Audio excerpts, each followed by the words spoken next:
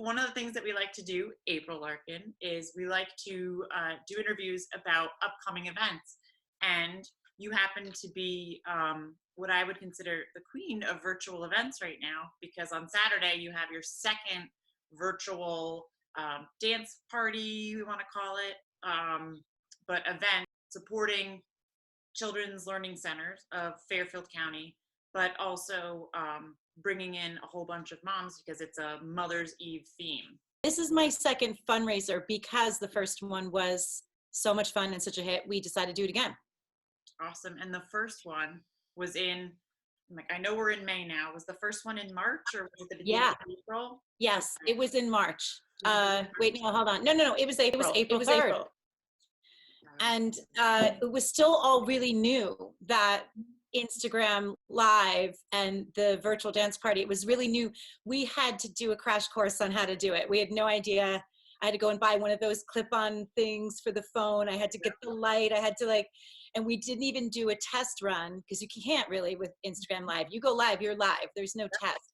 So really, our first go of it was the party. And it was like all of us, all these background people going, is it working? Can you hear me? It was, and at the end of the day, we had so much fun and we raised a lot of money and everyone just had a blast. And it's perfect timing, I think, to be giving moms a little bit of an extra fun event before Mother's Day. Because moms have been, just like everybody else, first responders, obviously, and teachers, and everybody's, pitching in and doing such an amazing job. But moms are they're doing extra work, especially moms that are working as well and have small businesses. So you're going to be actually having moms join at the end of the event this Saturday. We decided this time we're going to wait for the final hour to do the screen shares, and then we came up with this idea about getting moms to join for the screen shares in the final hour because it's Mother's Day. And like you said, moms really could use some celebrating and appreciation right now because it's been really hard on us. And then during the course of planning this event, realized that a lot of my friends, local friends that run businesses are suffering, and in different ways, because they're moms and they're trying to keep their business afloat, but they're also homeschooling full time, and they're also trying to still do all those other things that we always do while running a business from home. And that's where the idea came from. I thought I would highlight and showcase these moms in town that run businesses, that are business owners, and get them to come on and dance with me virtually and celebrate them, and then kind of do this week-long promo leading up to the event where we would celebrate these women who run businesses, and we decided to call them mom bosses. And there's a lot. How many mom bosses? There's 25. Yeah, there's 25. But they're all women who run businesses, but there's also a few nonprofits on there. So I've got 4 or 5 nonprofits, women that run nonprofits as well. And I could keep going. I could add more if I wanted to. I mean, this town is run by women. There's so many businesses that are owned by women in this town that are moms. So our only criteria was local, Greenwich or Stanford, local moms, had to be a mom, had to own a business, run a business, be an entrepreneur of some sort, or have started their own nonprofit. And we were going to celebrate them. And they came running. There were so many of them. Yeah. And it's been a really fun week of promoting them and getting to know some of them. I mean, some of them I didn't know as much about what they did until I started Googling them and learning about them. And yeah, it's been amazing. And they're enjoying it. And hopefully Saturday night in that final hour when we do the screen shares, we'll get a whole bunch of moms that people recognize, people know and love from their gyms or their stores or their restaurants, or their travel agents, or everyone. I've got everybody coming represented. And on Saturday, so it's Saturday, May 9th. You're starting at 5:30. We're starting at 5:30. The event's free, but anybody that does donate that evening, where exactly are the proceeds going to? A specific program? Yeah, so CLC, my beginnings with them was we were doing a fundraiser. Their gala, their annual gala, was meant to be last month, and they were having Gloria Gaynor perform, and it was meant to be this amazing sellout gala night, and I was the opening act, which was going to be great. I mean, I was so excited to open up for the disco queen herself. And then it obviously got canceled, like all of the other nonprofit galas got canceled. And that's how we came up with this idea, because we still wanted to be able to do the fundraiser. And we pivoted, we pivoted to this other platform. So CLC is in Stamford, and they work with children. And this specific fundraiser was a fundraiser to help raise money for the children of healthcare workers and first responders. Incredible. And it's really come to all of our attention now that so many children aren't being fed because they're not at school. So many children aren't doing what they would do in their daily routines because they're not in school. And there's this need, there's an enormous need for help with these kids. And so, yeah, it was a really easy fundraiser to do. It couldn't have been easier. Everybody wanted to help because it's such an important cause. And the way it works is you have this little tag at the bottom of the screen that says how you can donate, and it was hooked to a really simple link, and everyone hit the link and they made their donations. And I had friends who made $10 donations. There was everybody. There's sponsors for this specific event that have come behind the same mission. So I know you have some of the logos behind you on the step and repeat. Yeah, I've got there's CLC. Gosh, CLC needs better placement. They're CLC. Oh, there you go. I'm gonna move a little. And drinking a Ramona right now. I'm drinking. I'm drinking Ramona. This is my my newly found quarantine drink. So Ramona, I was introduced to Ramona because a good friend of mine in the city is an investor and really good friends with the woman who started it.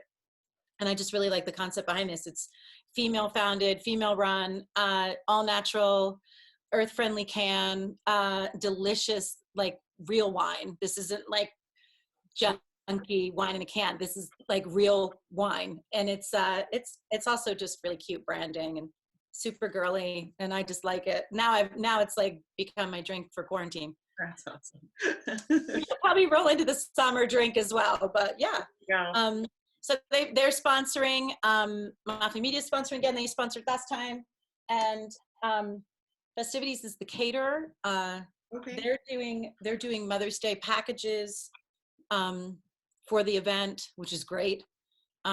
Yeah, it's been, I haven't been on that end of it so much. I'm the event planners who have worked really hard on this have done an incredible job with getting all the sponsors and getting all the press, and that's Boss, that's Sue Botson. And I work with them all the time, and they do an amazing job. This is definitely their baby. They've worked really hard on this. That's awesome. I keep saying, I said, my job is I'm going to make music for 3 hours and everyone's going to dance. You guys can take care of finessing all the sponsors and making everybody happy. I know. Bobby Eckers is the other woman behind all this. Those women work really hard on all of their events. They work really hard. This has been, both of these CLC fundraisers have been a success because of them. It has to be such a different vibe than I guess than being in person and having the audience there. Yes. And controlling Instagram Live, but it was a great success. So. Well, you've hit the nail on the head. There was a whole, I'm always nervous at gigs, but there was a whole new set of reasons to be nervous on this one. And my biggest hang up was I'm used to DJing with a dance floor and people in front of me dancing and enjoying each other. I'm not used to DJing on camera where people are sitting there like this.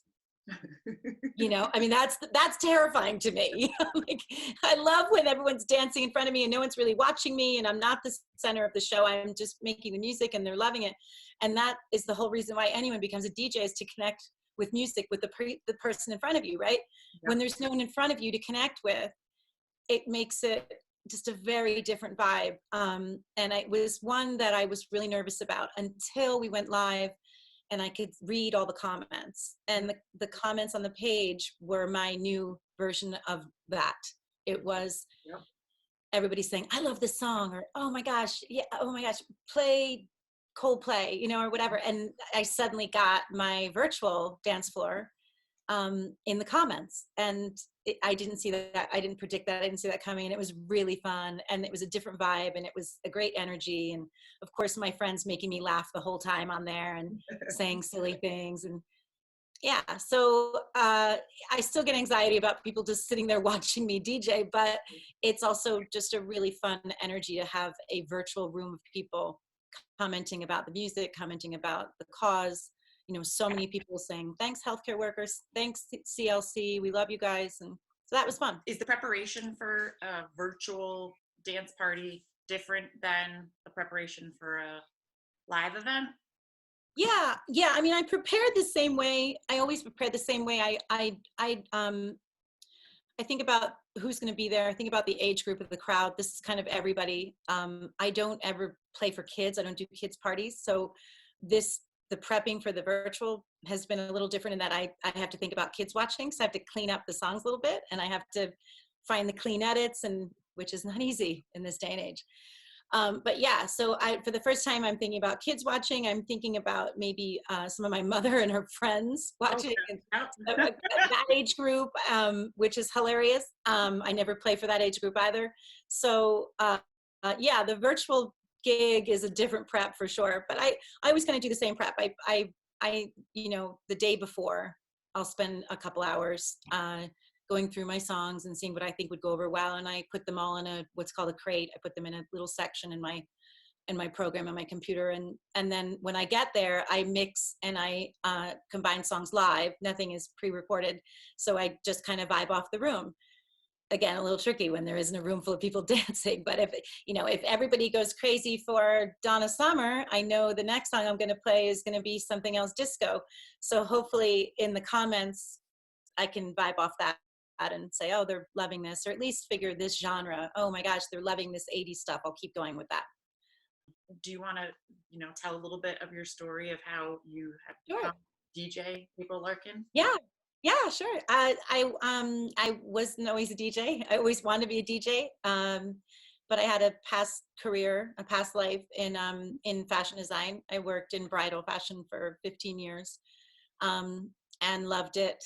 Got married, had kids, did what most moms do, which is put the career on the back burner and raise my kids, and moved to England, moved from New York City to England, moved from England to Greenwich, and then kind of got stuck in that mom groove that we all get stuck in, which is that 10 years of having babies, raising babies, not having an identity, becoming just, somebody's mom and somebody's husband. And I find, I had found in Greenwich that was pretty much the norm, and it was getting to me. I was getting pretty resentful because I'd had a fulfilled career before that made me feel good about myself, that made me proud. And so I was complaining a lot to my husband, saying, where am I in this scenario? This is really bizarre. I'm not, I'm really proud to be Jasper and Ella's mom. I'm really proud to be your wife, but I don't really know where I belong. I don't really have an identity. And he said, quit complaining and do something about it. I don't want to hear this. I don't want to hear you complain. I want to see some action. And I'd always wanted to be a DJ. This was something I've wanted to do since I was a teenager. And I lived in New York City. I went to college in New York City.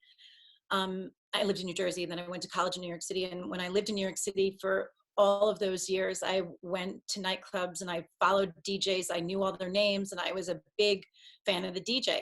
And back then it was all men. There were no female DJs back then, because being a DJ back then meant you had to lug around crates of records, which was a nightmare. But I got to know them all, and they were all my friends, and I really loved connecting through music. It was a really special thing that I watched the DJ do, and I always wanted to do that. And even, as I got older, I would throw parties, and the music and the playlist was more important to me than the food. and what we would be listening to was the most important thing to me. For my wedding, I spent hours on the song list and didn't care about the food or the flowers. So it's always been what I wanted to do. I turned 40, I hired 2 DJs, and I spent hours talking to them about music and didn't even care what the menu was. So it was always my priority to connect with people through music and celebrate with music. And so I had read about this woman in New York City who was a mom who reinvented herself and became a DJ. And I just thought, wow, that's amazing. I wish I could do that. That's incredible. And I became kind of, interested in her story. I thought it was like something I could see myself doing, maybe if I ever got around to taking this leap of faith.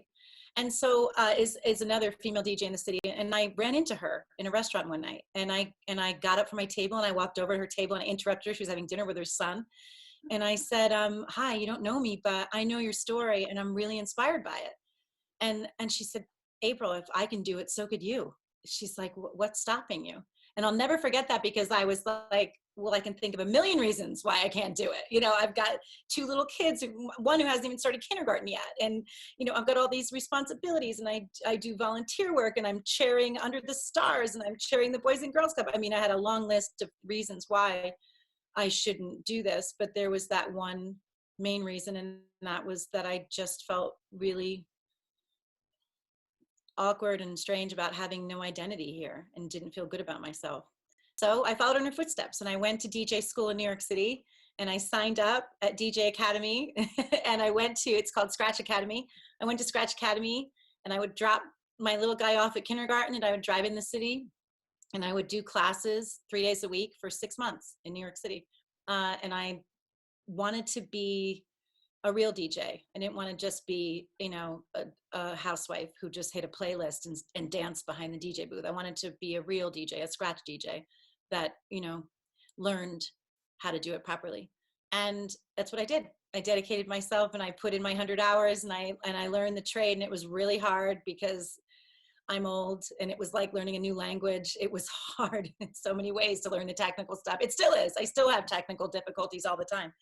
And yeah, and then the rest was kind of, being that I'm in my 40s and I've been living here for so long, I have all these friends. My friends were so happy for me and they're excited that I started something new. They wanted to support me. And so they started hiring me for their events.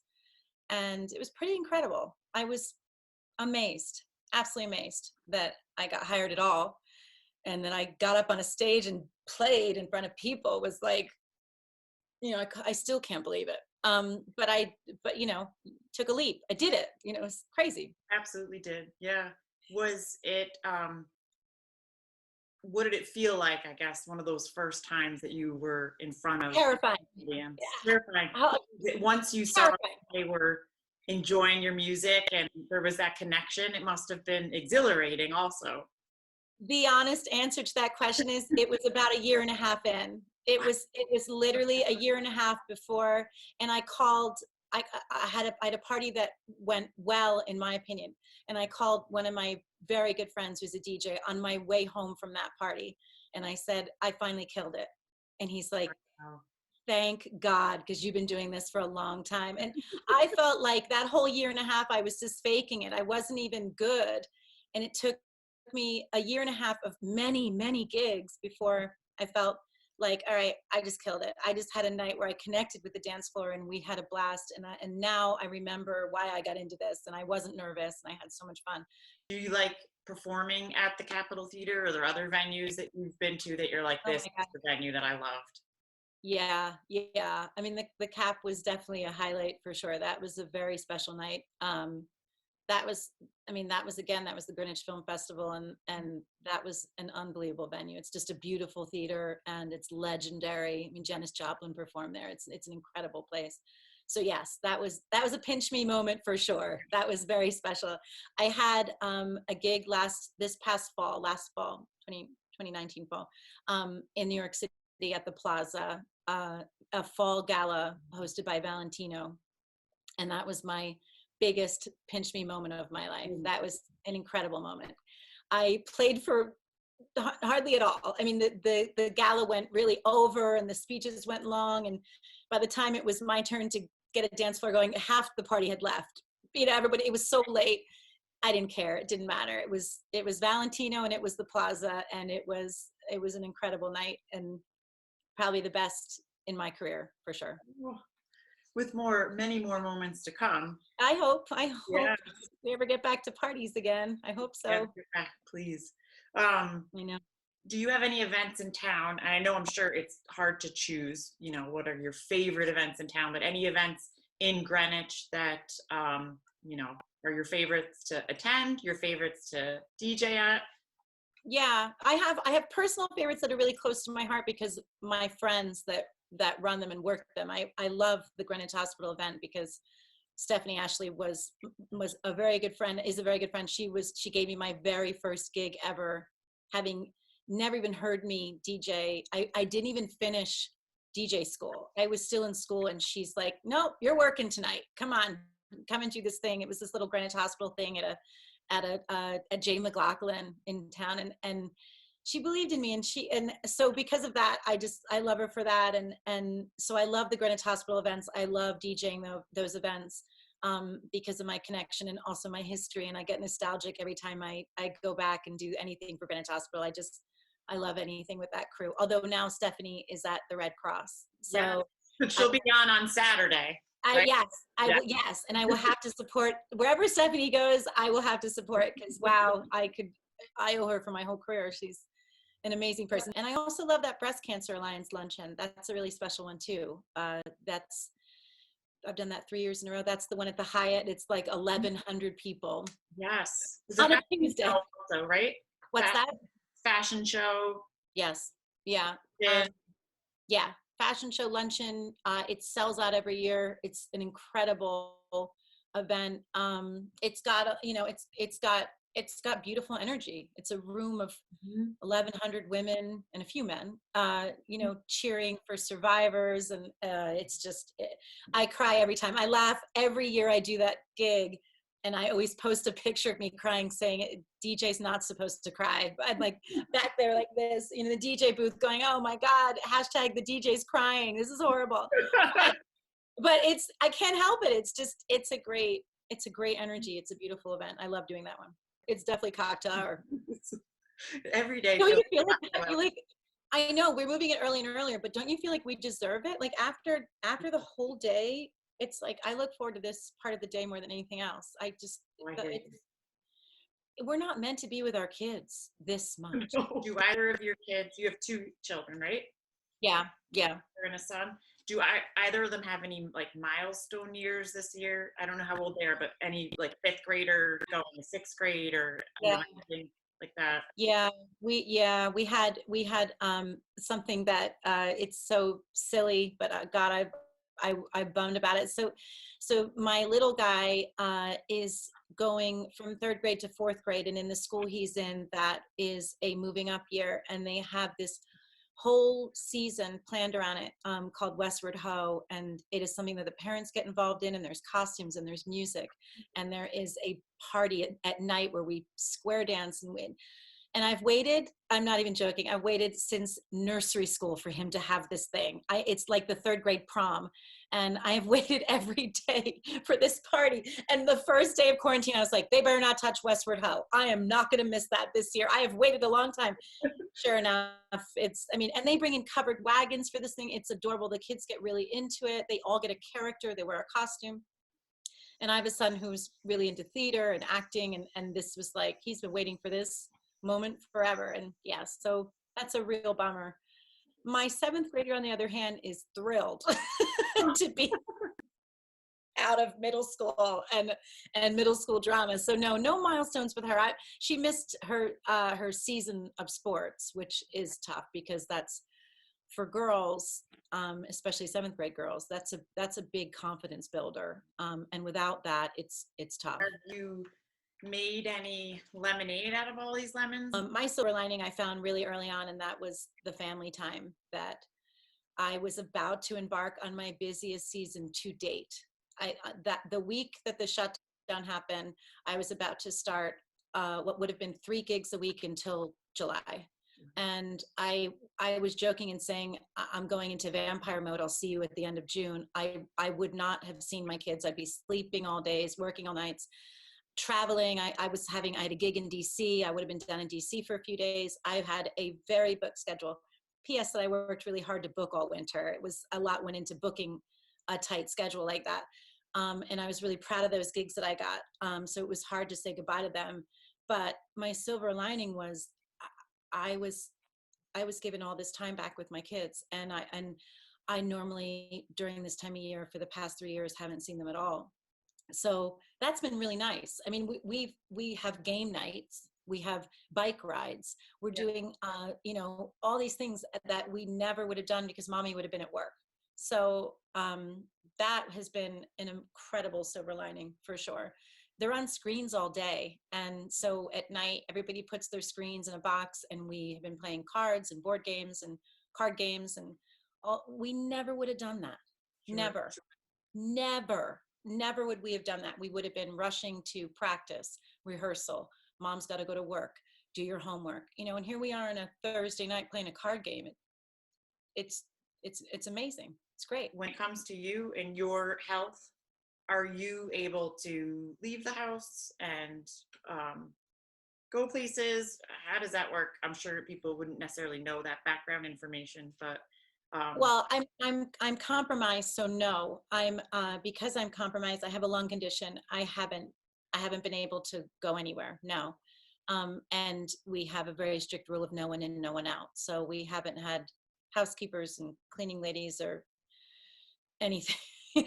We haven't had deliveries. We haven't had any of that. So it's been pretty strict. My kids are over being mad at me for it. They were in the beginning when they saw their friends quarantining together. Sure. And I was like, that's not a thing. That's not a thing. We're not quarantining together. That's not quarantining. But yeah, so I'm anxious for this to be over so that I can feel safe again to go back out. I did 2 very big gigs right before this all blew up. Okay. And obviously COVID was out there then. We just didn't know about it. So I spent the first few weeks of quarantine being very scared. I did a gig with 500 people one night and 150 the next day. And I shook everybody's hands and I hugged everybody. And so, yeah, I'm really lucky that I wasn't exposed to the virus then. I could have easily been, for sure. And so my work is very social. I'm around a lot of people all the time. So I look forward to feeling like I can do that again and feeling safe again and not being worried. I'm feeling like we're getting there. I'm feeling a lot more positive. I think for me, I think realistically for me in my mind, I'm looking forward to feeling better about if I was to get sick, that there would be treatment for me. That's where I'm at.